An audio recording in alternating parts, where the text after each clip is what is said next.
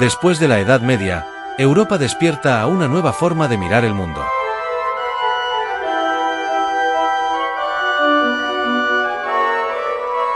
El ser humano vuelve al centro, y la música empieza a buscar belleza, equilibrio y emoción.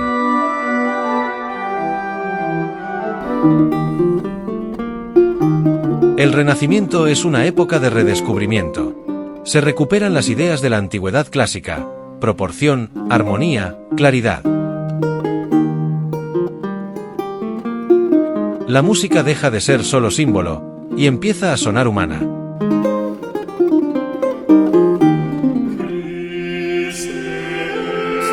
Si en la Edad Media varias voces empezaban a cantar juntas, en el Renacimiento la polifonía se perfecciona.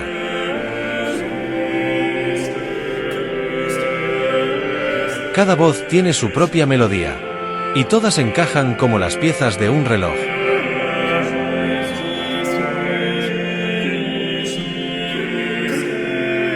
Para lograr ese equilibrio nace una técnica fundamental: el contrapunto. El arte de hacer que distintas melodías dialoguen sin estorbarse, como si conversaran cantando.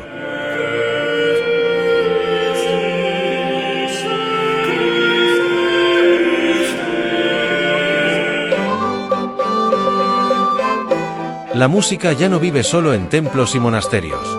Ahora suena en palacios, ciudades y casas. Aparece la música profana, música para disfrutar.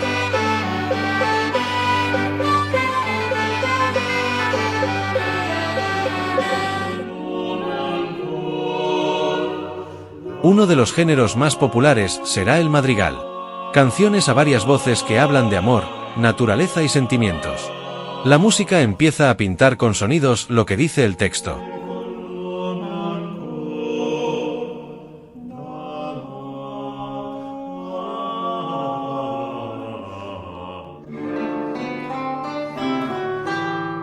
Gracias a la imprenta, la música puede viajar. Las partituras se copian y se difunden por toda Europa. La música deja de ser local y se vuelve universal.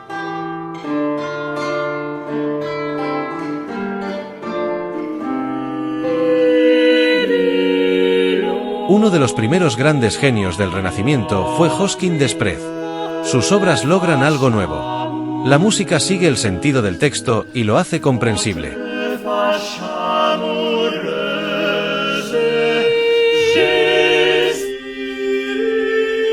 En Roma, Giovanni Pierluigi da Palestrina lleva la música sacra a su máxima pureza. Cada voz es clara, serena, perfectamente equilibrada. Su música parece respirar.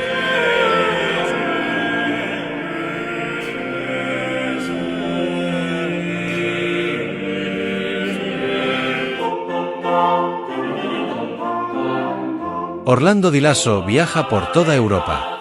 Compone música religiosa y profana, seria y divertida.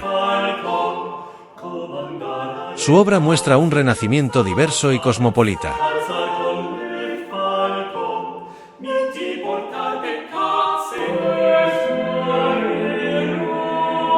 Desde España, Tomás Luis de Victoria crea una música profunda y espiritual. Menos brillante, más intensa. Su polifonía parece una oración cantada.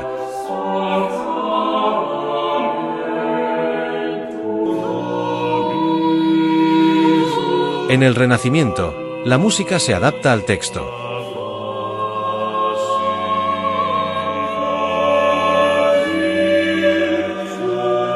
Si el texto habla de tristeza, la música se oscurece.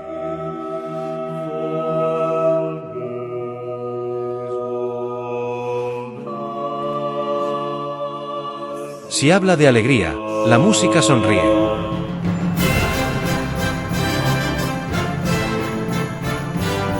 Durante el Renacimiento, los instrumentos musicales viven una auténtica transformación. Algunos ya existían desde antes, pero ahora se perfeccionan, se organizan en familias y empiezan a brillar con luz propia. El laúd se convierte en el gran protagonista de la música doméstica y cortesana, acompañando canciones y danzas.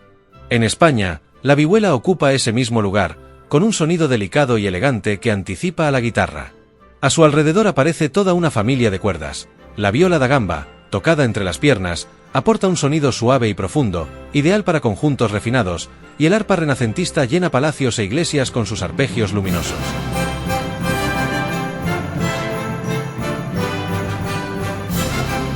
En los instrumentos de viento, la flauta de pico se vuelve imprescindible, tocada en grupo para crear armonías equilibradas. La potente chirimía lleva la música a plazas y celebraciones al aire libre, mientras el expresivo corneto y el sacabuche, antecesor del trombón, se integran en la música sacra junto a las voces del coro. También los teclados avanzan. El clavicordio sirve para estudiar y componer en la intimidad, y el clavecín empieza a ocupar un lugar central en la música instrumental. Por primera vez, la música ya no necesita palabras para emocionar. Los instrumentos comienzan a contar su propia historia.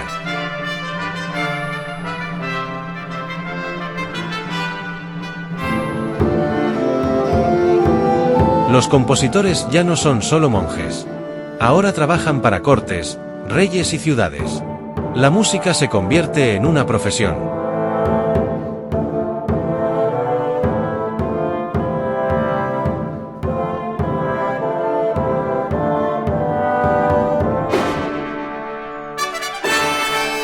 Al final del Renacimiento, aparece Claudio Monteverdi.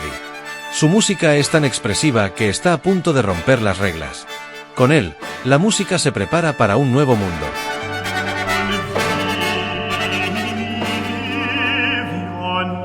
Algunos músicos sienten que la polifonía se ha vuelto demasiado compleja. Las palabras se pierden entre tantas voces. Entonces surge una idea revolucionaria. ¿Y si una sola voz canta el texto, y la música la acompaña para hacerlo más claro y más expresivo? Así nace la ópera. En Italia, compositores como Claudio Monteverdi dan un paso nuevo. La música ya no solo acompaña al texto. Lo dramatiza, lo emociona, lo convierte en teatro. La ópera nace aquí, en el final del Renacimiento, como un experimento audaz. Pero muy pronto crecerá, se hará grandiosa, y dará comienzo a una nueva era, el barroco. Por primera vez, la música busca emocionar al oyente.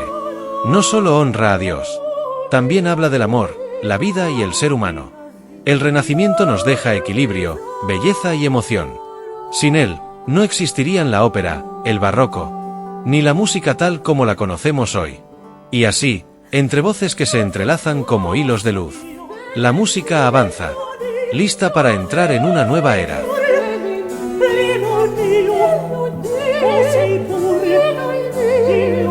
Tu sei pure Dio, sei mio cuore,